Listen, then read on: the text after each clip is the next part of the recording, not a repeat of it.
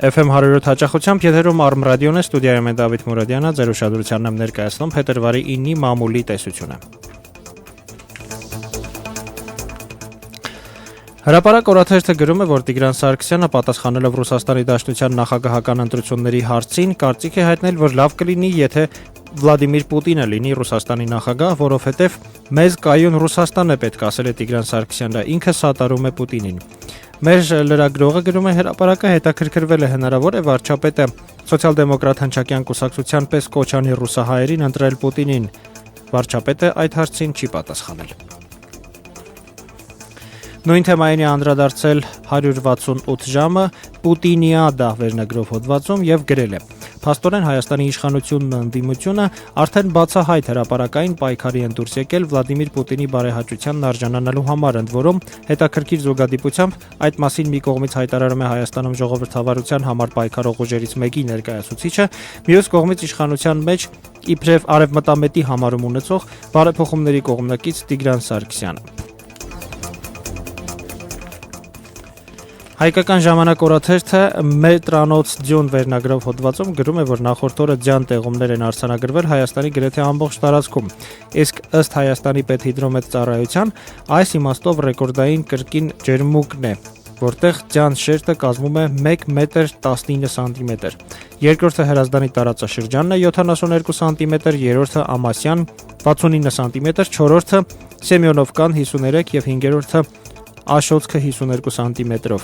Արարատյան դաշտավայրում ձյան շերտը 20-ից 22 սանտիմետր է, Երևանում ամենահաստ ձյան շերտն Արաբկիրում է արձանագրվել 17 սանտիմետր։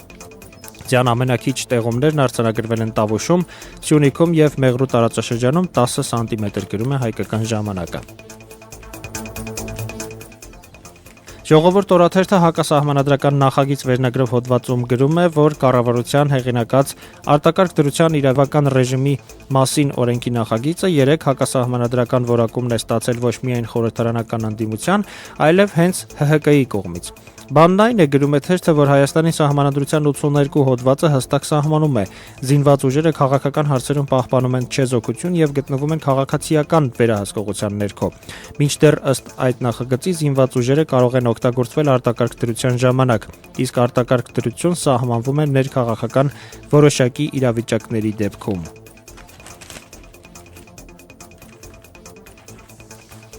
Առավոտ օրաթերթը Ռուսաստանի նախագահին քաղբանտարկյալների ցուցակ են ներկայացրել վերնագրով հոդվածում, տեղեկացնում է, որ Ռուսաստանի ընդդիմության ներկայացուցիչները 3 նախագահ Դմիտրի Մեդվեդևի գրասենյակ են ներկայացրել այն մարդկանց ցուցակը, ովքեր ըստ իրենց քաղբանտարկյալներ են եւ պետք է ազատ արձակվեն։ Ցուցակում 39 մարդ է, այդ թվում Միխայել Խոդորկովսկին, Պլատոն Լեբեդևը, Դրուգայա Ռասիա կուսակցության ակտիվիստ Թաիսիա Օսիպովան։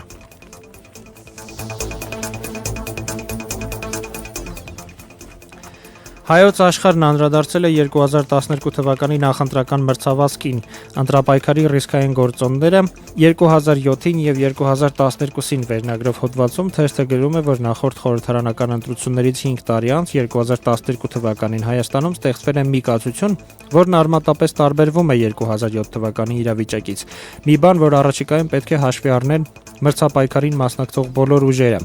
Ըստ թերթի նախևառաջ անցած տարիների ընթացքում փոփոխություններ են տեղի ունեցել երկրի ներքին եւ արտաքին կացության փաստորեն բոլոր հիմնական ոլորտներում, բացի թերևս ընտրությունների հանդեպ հանրային վերաբերմունքի։ Եվ թերթը վստահեցնում է, որ ինչպես 5 տարի առաջ, այնպես էլ հիմա հասարակության մեծ մասն առանձնակի ոգևորություն չի դրսևորում ընտրությունների հարցում։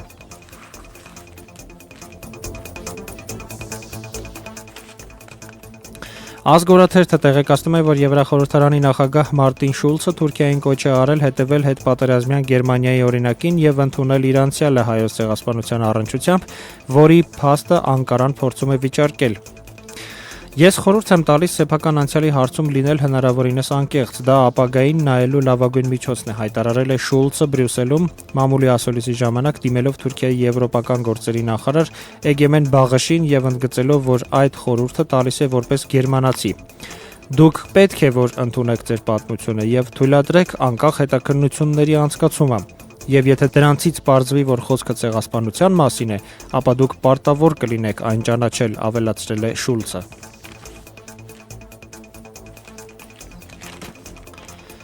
Եվ վերջում 4-րդ ինքնիշխանություն օրաթերթի հրապարակած տեղեկության մասին բանակը չեզոքություն պետք է պահպանի։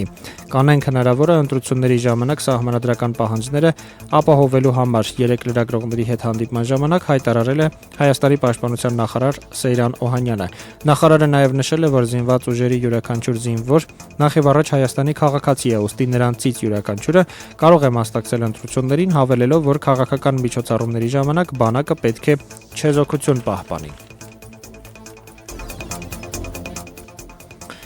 Մամուլի տեսությունն Արմ ռադիոյի եթերում է ամեն օր բացի կիրակի եւ երկուշաբթի օրերից առավոտյան լրատվական թողարկման ընթացքում եւ ժամը 14-ի ու 16-ի լրատվական թողարկումներից անմիջապես հետո ձայնագրությունը հասանելի է նաեւ Facebook-ի, YouTube-ի եւ Twitter-ի մերեջերում Arm Radio FM 107 հասցեներով։ Մամուլի տեսությունը պատրաստեց եւ ներկայացրեց Դավիթ Մուրադյանը։